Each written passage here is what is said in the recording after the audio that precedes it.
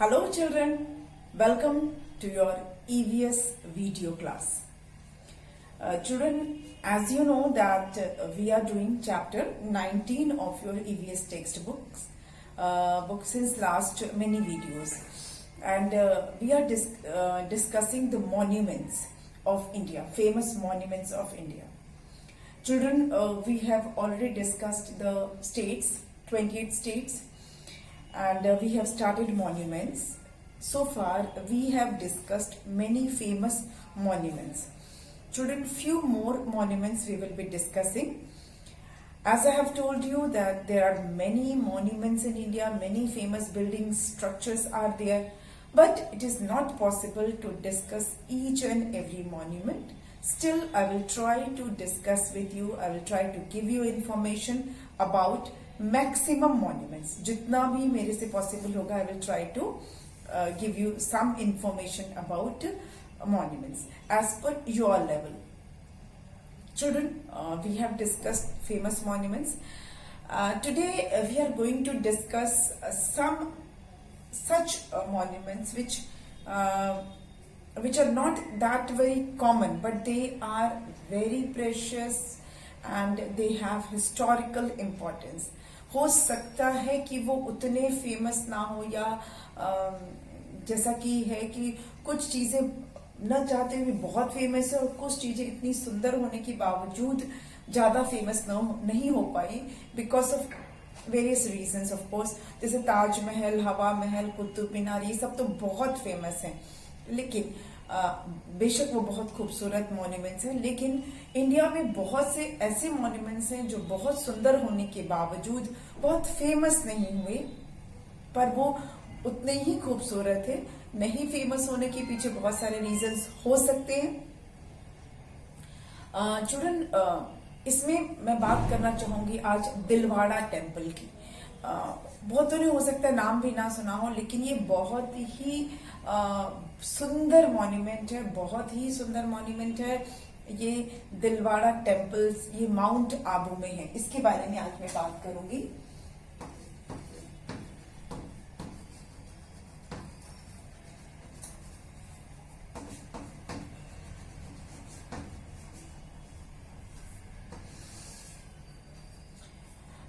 Children, it's my responsibility to at least आपको मैं familiar करवाऊं इन सब मॉन्यूमेंट से जो शायद जिनके नाम इतने कॉमन नहीं हो पाए, लेकिन जाकर आप कभी नेट पर सर्च करोगे तो आप देखोगे कि कितना भव्य, कितना सुंदर ये टेम्पल है.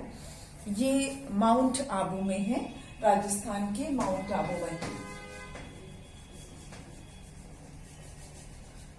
राजस्थान का एकमात्र हिल स्टेशन है माउंट आबू.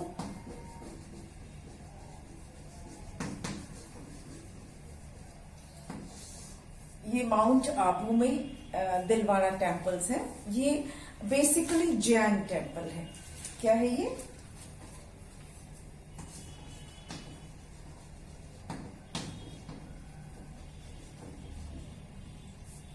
और जब आप इसे देखोगे तो आपको बिलीव नहीं होगा कि ये इंसान ने बनाया है या कोई दूसरे प्लैनेट से कोई आया होगा बनाने के लिए. इतना इसमें फाइन जो कार्विंग है, इतना नीट कार्विंग है. पत्थर पर, ऑफ कोर्स मार्बल के ऊपर कार्विंग है. ऐसा लगता है कि किसी ने ना वैक्स पे किया. जैसे वैक्स पे तो कुछ भी कार्विंग करना is very easy, wax soft होता है, लेकिन स्टोन पर कोई कार्विंग करना, नक्काशी करना बहुत डिफिकल्ट होता है. ताजमहल में भी कार्विंग है, लेकिन ऐसा लोग कहते हैं कि अगर जो दिलवाड़ा की कार्विंग कोई देखेगा, उसकी ब्यूटी को देखेगा, तो उसके आगे ताजमहल भी थोड़ा सा फेड हो जाएगा, उसके ताजमहल का ब्यूटी भी कम हो जाएगा. इतना रिफाइंड यहाँ पे कार्विंग है, मतलब बिलीव करना मुश्किल होता है कि इसे किसी इंसान ने बनाया होगा. इतना ये इसमें माइन्यूट वर्क है और ये बहुत पुराना है, ताजमहल से भी ज्यादा पुराना है. ऐसा बोलते हैं कि ये 11th सेंचुरी में इसको बनाया गया था.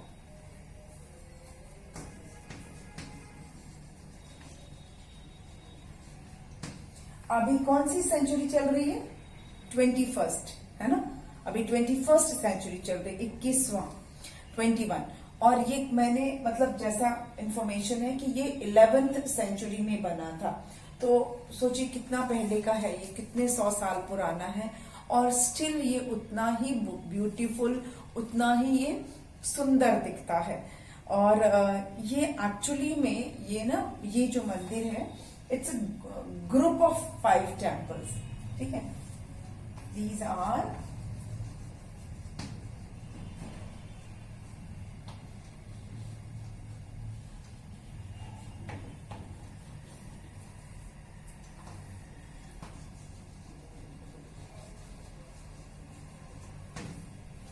जो दिलवाड़ा टेम्पल्स हैं, ये एक्चुअली में 5 टेम्पल्स का ग्रुप है, ठीक है? यहाँ पर 5 जो है वो टेम्पल है, और ये जो है ना, सारे टेम्पल्स जो हैं वो जो जैन तीर्थंकर्स थे उनको डिवोटेड है। अलग अलग जैन जो तीर्थंकर थे, जो इन्होंने जो जैन धर्म से रिलेटेड जो गुरु लोग होते हैं उनको तीर्थंकर बोलते हैं, तीर्थंकर वर्ड यूज किया जाता है। तो जो जैन धर्म से संबंधित जो रिलेटेड जो तीर्थंकर हैं, उनसे रिलेटेड यहाँ पर 5 टेम्पल्स हैं। और ऐसा कहा जाता है, जैसा कि हिस्ट्री में है, कि इसे किसने बनवाया था? सोलंकी जो राजा थे उनके टाइम के, उसमें वास्तुपाल और तेजपाल नाम के 2 भाई थे, उन्होंने इसे बनाया। सोलंकी राजा वास्तुपाल और तेजपाल, ये दोनों भाइयों ने इस टेम्पल को बनवाया था, ठीक है? सोलंकी किंग, सोलंकी राजा जिसको बोलते हैं, सोलंकी डायनेस्टी के।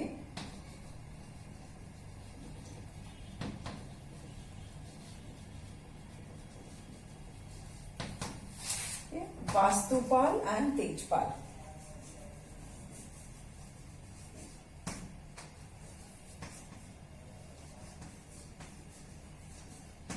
वास्तुपाल और तेजपाल नाम के 2 भाइयों ने इसे बनाया था। और जैसा कि मैंने बताया कि ये जैन धर्म, जो जैन रिलीजन है, जैनिज्म है, उनके तीर्थंकरों से ये रिलेटेड है। और जो 5 जो टेम्पल्स हैं वो क्या है, मैं बता रही हूँ आपको। एक को बोलते हैं विमल वसही मंदिर, VIMAL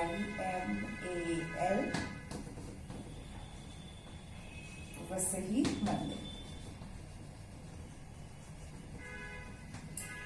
जो एक मंदिर है उसका नाम है विमल वसही मंदिर, और ये किसको डिवोटेड है? जो ऋषभ देव थे, जैन जो तीर्थंकर जिनका नाम था ऋषभ देव, ठीक है? RIS,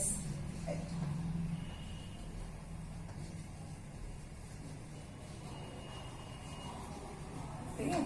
ऋषभ देव जो जैन तीर्थंकर थे और उनको डिवोटेड है, उसका नाम है विमल वसही मंदिर।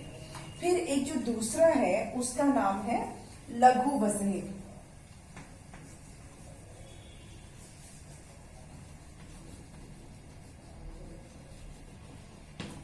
लघु वसही मंदिर, ये सेकंड मंदिर है, ठीक है? और ये भी जो है जो जैन तीर्थंकर थे, जो 22nd जो तीर्थंकर थे, उनको डिवोटेड है, जिनका नाम शायद नेमिनार देव था, नेमिनार था, वो इनको डिवोटेड है। फिर एक और मंदिर है जिसका नाम है पीतलहर मंदिर, ये भी ऋषभ देव से ये रिलेटेड है, पीतलहर मंदिर। उसके बाद एक मंदिर है जिसका नाम है पार्श्वनाथ मंदिर। पार्श्वनाथ मंदिर भी जो जैन तीर्थंकर थे पार्श्वनाथ, उनको डिवोटेड है, ठीक है? फिर एक मंदिर है स्वामी मंदिर, वो मंदिर है जो जैन जो तीर्थंकर थे महावीर, उनको डिवोटेड है, ठीक है? तो 5 टेम्पल्स हो गए, विमल वसही, लघु वसही, पीतलहर मंदिर,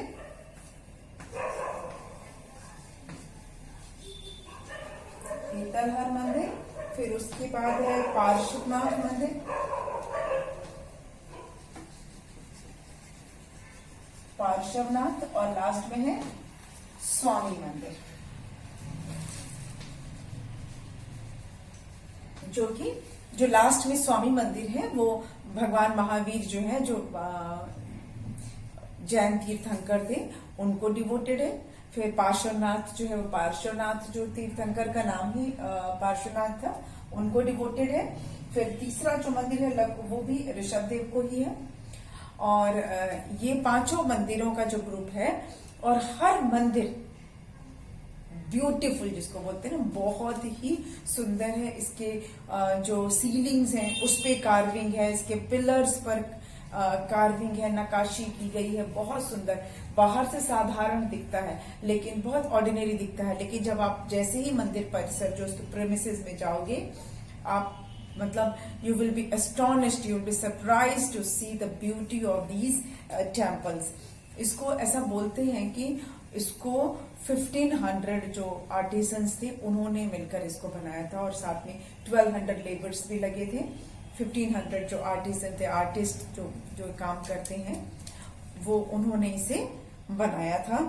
और इसको बनाने में ऑलमोस्ट 12 इयर्स लगे थे, 12 साल 12 इयर्स लगे थे इसको बनाने में। और उस जमाने में इतना साल पुराना है ये, 11th सेंचुरी का है ये, 18 करोड़ रुपए लगे थे। सोचो करोड़ कितना होता है, 18 करोड़ इसको बनाने में खर्च हुआ था। ऐसा जो बोलते हैं कि जो विमल वसई जो मंदिर है, उसमें जो आदित्यनाथ जी का जो मूर्ति है, उनकी जो आंखें हैं ना, वो रियल डायमंड की हैं। विमल वसई मंदिर में जो गुरु आदित्यनाथ का उसमें मूर्ति बनाई हुई है, और उसमें जो आंख है वो रियल डायमंड है, असली का उसमें डायमंड यूज हुआ है। तो और वो मूर्ति जो है वो भी बहुत बड़ी है और बहुत भारी है, ऑलमोस्ट 4000 kg। कितनी भारी होगी सोचिए, 4000 kg की वो मूर्ति है, और आंखें जो है वो डायमंड, रियल डायमंड की हैं। और ये बहुत पुराना एक जो इंडिया का मॉन्यूमेंट है, और जिसको भी मौका मिले इसे जरूर देखना, क्योंकि ये एक अपने आप में एक ये जो मॉन्यूमेंट है, ये बाकी मॉन्यूमेंट से बिल्कुल अलग और बेहद खूबसूरत है। तो ये हमने जाना दिलवाड़ा टेम्पल्स के बारे में। ये दिलवाड़ा टेम्पल्स बोलते हैं क्योंकि 5 टेम्पल्स है मैंने बोला, और पांचों जो टेम्पल्स हैं वो जैन तीर्थंकर्स को डिवोटेड है। ठीक, चलिए अब हम मूव करते हैं नेक्स्ट।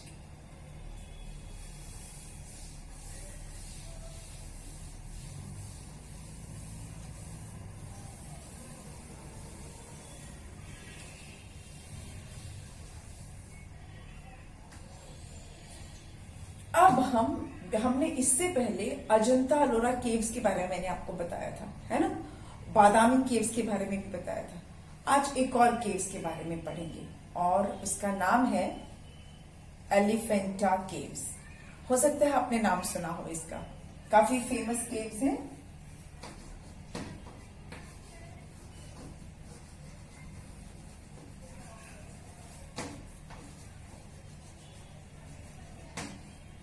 कहां पर है ये? Maharashtra.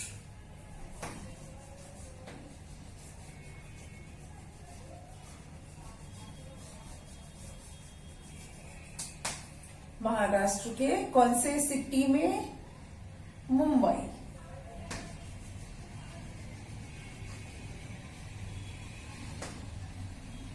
These caves are approximately 10 kilometers away from Gateway of India।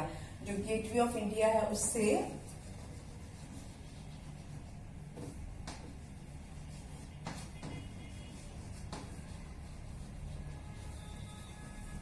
Gateway of India से 10 किलोमीटर्स के डिस्टेंस पे है।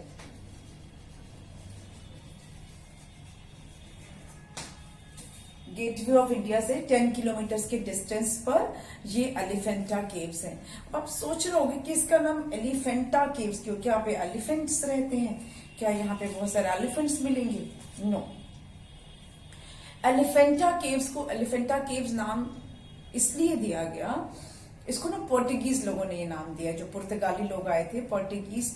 यहाँ पर ना 16th सेंचुरी तक एक एलिफेंट की बड़ी सी मूर्ति हुआ करती थी, एक ह्यूज एलिफेंट का मूर्ति था।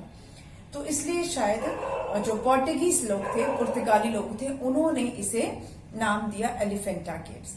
ऐसा कहा जाता है, ऐसा मतलब मान्यता है, माइथोलॉजी जो भी बोलिए, कि ये केव्स ह्यूमन बींग्स ने बनाया ही नहीं है, मतलब ये इंसानों द्वारा नहीं बनाया गया है, इसको कोई दूसरे लोग प्लैनेट के लोगों ने आके बनाया होगा, या मतलब इसके बारे में अलग अलग स्टोरीज ऐसे है, बट डेफिनेटली इंसानों ने ही बनाया होगा। इस केव्स के बारे में हमारे पुरानी जो माइथोलॉजिकल बुक्स है ना, उसमें भी मेंशन है ये। इसको ना टेम्पल केव्स भी कहा जाता है। क्यों कहा जाता है बताती हूँ। ऑल्सो कॉल्ड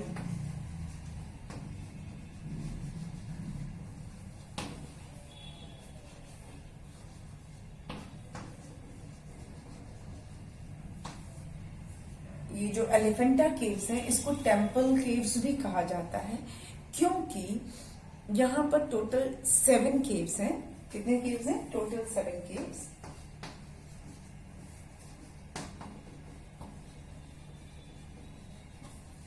उसमें से जो 5 केव्स हैं वो लॉर्ड शिव को डिवोटेड है। जो 5 केव्स हैं वो भगवान शिव को डिवोटेड है।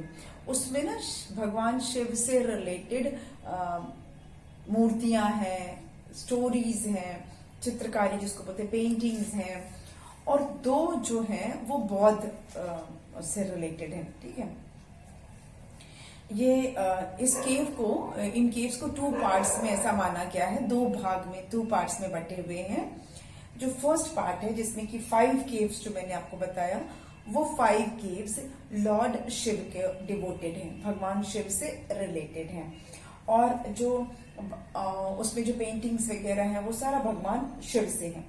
और जो दूसरा जो पार्ट है जिसको कि ना स्तुकेल बोलते हैं, वो 2 केव्स हैं, वो बौद्ध धर्म से, बौद्ध रिलीजन से रिलेटेड, बौद्ध गुफाएं हैं, मतलब वो टोटल 7 केव्स, 5 + 2, 5 केव्स जो लॉर्ड शिव से हैं और 2 बौद्ध गुफाएं हैं, तो टोटल कितने हो गए? 7 केव्स हो गए। अब इन 7 केव में से जो एक केव है जिसका नाम है महेश मूर्ति केव,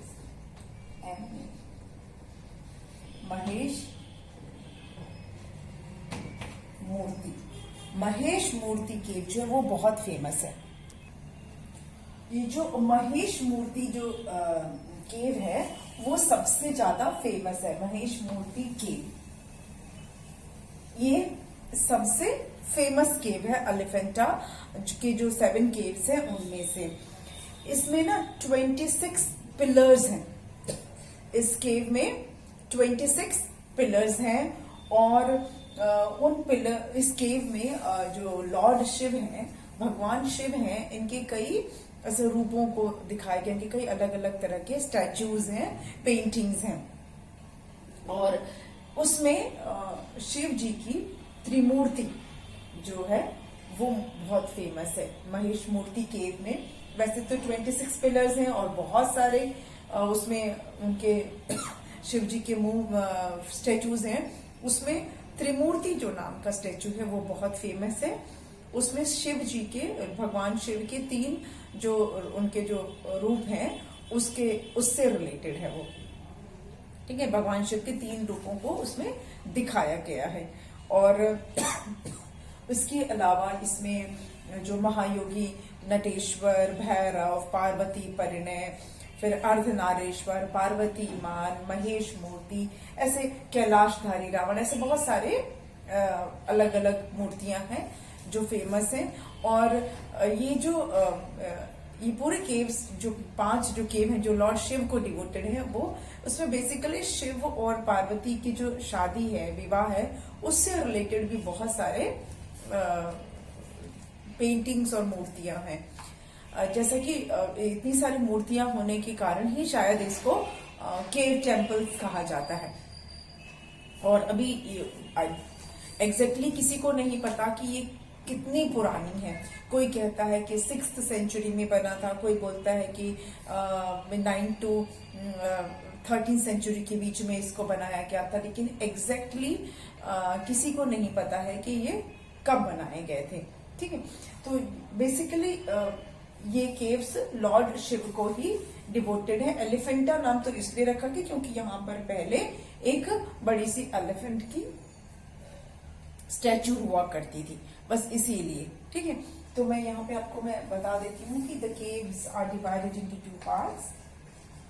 the caves are divided into 2 parts. ठीक है, 5 are devoted to Lord Shiv. चलिए, तो जैसा और मैंने बताया कि गेटवे ऑफ इंडिया के पास है, तो जो लोग भी गेटवे ऑफ इंडिया देखने आते हैं मुंबई, वो एलिफेंटा केव्स भी जरूर देखते हैं, क्योंकि ये इतने फेमस है कि लोग इनको देखने के लिए जाते हैं। मरीन ड्राइव से होकर जाना पड़ता है इन्हें देखने के लिए, और गेटवे ऑफ इंडिया आए हैं तो एलिफेंटा केव्स जरूर देखते हैं लोग। अब चलते हैं हम नेक्स्ट मॉन्यूमेंट की ओर, और ये भी बहुत पुराने हैं, बहुत पुराने हैं, इतने पुराने हैं कि इनके बारे में रामायण में भी मेंशन है। चलिए, इसको मैं पहले इरेज कर देती हूँ एलिफेंटा केव्स को, जो इंफॉर्मेशन है।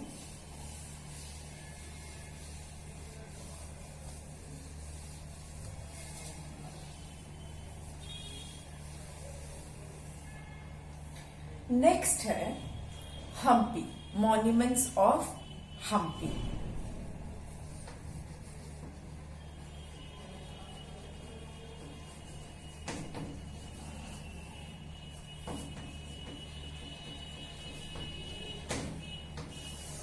मैंने अभी कुछ ऐसे लिए हैं थोड़े से डिफरेंट, क्योंकि इंडिया गेट, ताजमहल और कुतुब मीनार, रेड फोर्ट, हवा महल, ये सब तो बहुत आप सुनते ही रहोगे।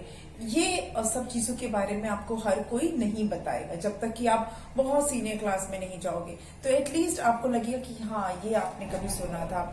ये मॉन्यूमेंट्स, हम्पी का जो मॉन्यूमेंट्स हैं, ये इनके बारे में रामायण में भी मेंशन है कि जो रामायण जो एपिक है उसमें भी है कि जो वानर राज था ना, किष्किंधा की राजधानी हुआ करता था हम्पी, ऐसा रामायण में है।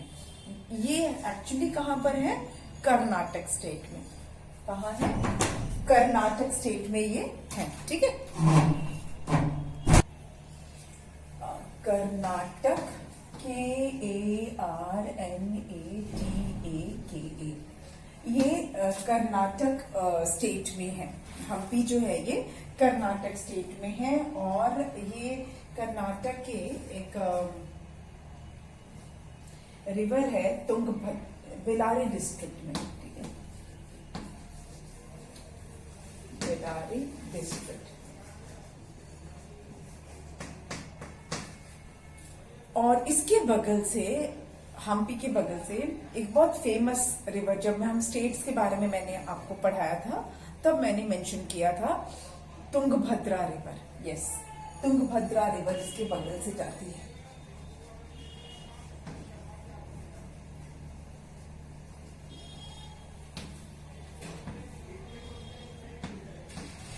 अच्छा, इसमें ऐसा क्या है हम्पी में? हम्पी जो पूरा शहर है, ये अपने आप में एक मॉन्यूमेंट था। विजयनगर एक पहले एक अंपायर हुआ करता था, विजयनगर, बहुत साल पहले विजयनगर अंपायर था। वहां के राजा थे राजा कृष्णदेव राय। एक टाइम था, बहुत मतलब साल पहले, हजारों साल पहले, हम बोलते ना जैसे कि बहुत समय पहले की बात, ऐसे स्टोरी शुरू करते ना, पर ये स्टोरी नहीं है, इट्स रियलिटी। विजयनगर राज्य में के राजा थे कृष्णदेव राय। उनका जो अंपायर था विजयनगर, ये बहुत ही रिच, बहुत ही जिसको बोलते हैं ना एकदम संपन्न, जिसको बोलते हैं, राज्य हुआ करता था। बहुत रिच था, मतलब यहाँ किसी चीज की कोई कमी नहीं थी, हीरे मोती एकदम पूरा भरा हुआ, बिजनेस बहुत अच्छा चलता था, सब बहुत ही वेल डेवलप्ड ये पूरा साम्राज्य था। पूरा जो अंपायर था विजयनगर वेल डेवलप्ड था, और हम्पी वहां का कैपिटल था। और हम्पी में जो बिल्डिंग्स थे, मॉन्यूमेंट्स थे, ये वर्ल्ड फेमस थे उस टाइम पर भी। मतलब हाँ बिजनेस सेंटर था एक तरह से ये। और यहाँ पर हर तरफ टेम्पल्स ही टेम्पल्स थे। हम्पी में एक विरूपाक्ष मंदिर था जो सारे गॉड्स को डिवोटेड है। विरूपाक्ष टेम्पल हुआ करता था। और उसके अलावा बहुत सारे टेम्पल, मतलब हर डायरेक्शन में आप देखोगे तो यहाँ टेम्पल्स हुआ करते थे। अब यहाँ पर सब खंडहर बचा है। ऐसा कैसे हुआ?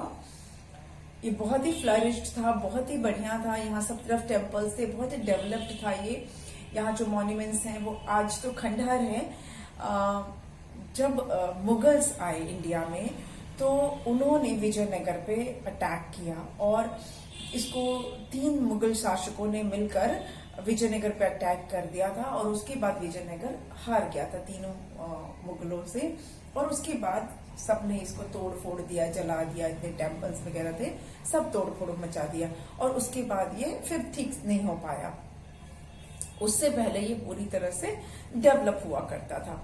और यहाँ पर ऐसा बोलते हैं कि उस समय जो बिल्डिंग्स और मॉन्यूमेंट्स यहाँ पे बनी थी वो आज की डेट में भी वैसा बनाना ऑलमोस्ट इम्पॉसिबल है। इतने उस वक्त की टेक्नोलॉजी इतनी एडवांस थी, किस तरह बिल्डिंग्स बनते थे और गार्डन्स हुआ करते थे यहाँ पर। यहाँ टेम्पल का आर्किटेक्चर बहुत ब्यूटीफुल हुआ करता था।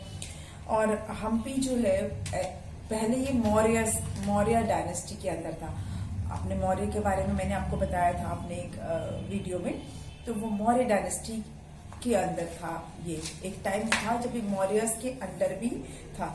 अब यहाँ पर कुछ खास बचा नहीं है, लेकिन क्योंकि ये शहर बहुत फेमस है और यहाँ हम्पी में जो अभी जो बचा कुछ है उसको देखकर पता चलता है कि ये कभी कितना अच्छा रहा होगा, कितना ये सुंदर किसी टाइम पर रहा होगा। यहाँ के टेम्पल्स, यहाँ के बिल्डिंग्स, ये पूरा इसको ग्रुप ऑफ मॉन्यूमेंट्स कहा जाता है। हम्पी का ग्रुप ऑफ मॉन्यूमेंट्स बोला जाता है इसको।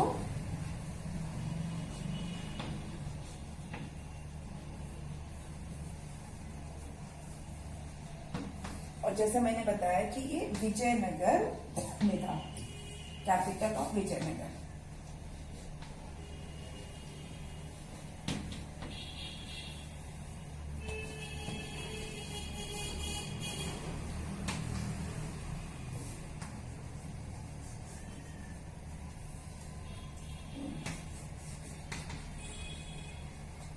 Capital of Vijayanagar. किंग कौन हुआ करते थे? किंग कृष्णदेवराय।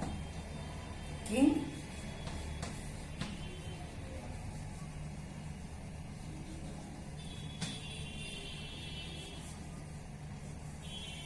आपने तेनालीरामन की स्टोरीज पढ़ी है ना?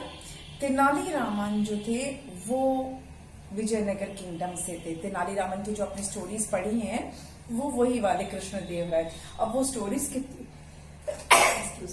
वो स्टोरीज कितनी रियल हैं या ऐसे ही स्टोरी फेक स्टोरीज हैं या क्या है वो तो नहीं पता। लेकिन तेनालीरामन थे, राजा कृष्णदेवराय भी थे, हम्पी भी था, विजयनगर भी था। और ये मैंने आपको बेसिकली मेरे को बताने का इसके पीछे रीजन ये था कि ये मॉन्यूमेंट्स हमारी हिस्ट्री है, हमारी एक बहुत ही एनरिच्ड हिस्ट्री को बताती हैं कि हमारा सिविलाइजेशन कितना पुराना है। यहाँ पर हमारी जो बिल्डिंग्स, हमारे मॉन्यूमेंट्स जो उस समय हुआ करते थे वो कितने उसका आर्किटेक्चर कितना बढ़िया हुआ करता था। मतलब we should be proud of our country and its heritage.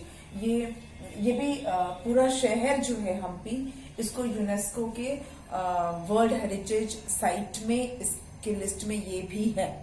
UNESCO की वर्ल्ड हेरिटेज साइट में ये भी है। एक टाइम था जब विजयनगर जो है वो इंडिया को रिप्रेजेंट करता था वर्ल्ड के सामने। इतना ये बढ़िया शहर हुआ करता था।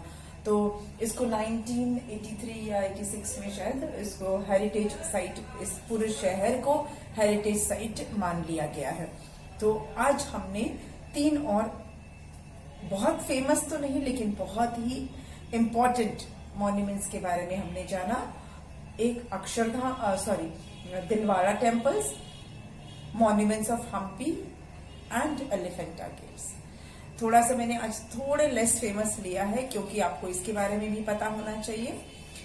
अपने नेक्स्ट वीडियो में हम कुछ और करेंगे, वीडियोस के बारे में, कुछ और मॉन्यूमेंट्स के बारे में पढ़ेंगे और एक दो वीडियो और कर लेते हैं। उसके बाद में आपको बताऊंगी और मॉन्यूमेंट्स के नाम, पर इतना डिटेल में हम नहीं पढ़ेंगे, पर I will tell you the names of some famous monuments. We will study few of them. अभी कुछ और पढ़ लेंगे और उसके बाद फिर मैं आपको सिर्फ नाम बताऊंगी और कैपिटल्स बताऊंगी। जैसा कि मैंने कहा कि डिटेल में अभी सारे को पढ़ना पॉसिबल नहीं है आपके लेवल पे। तो मिलते हैं नेक्स्ट वीडियो में कुछ नए मॉन्यूमेंट्स के साथ, ठीक है? Thank you.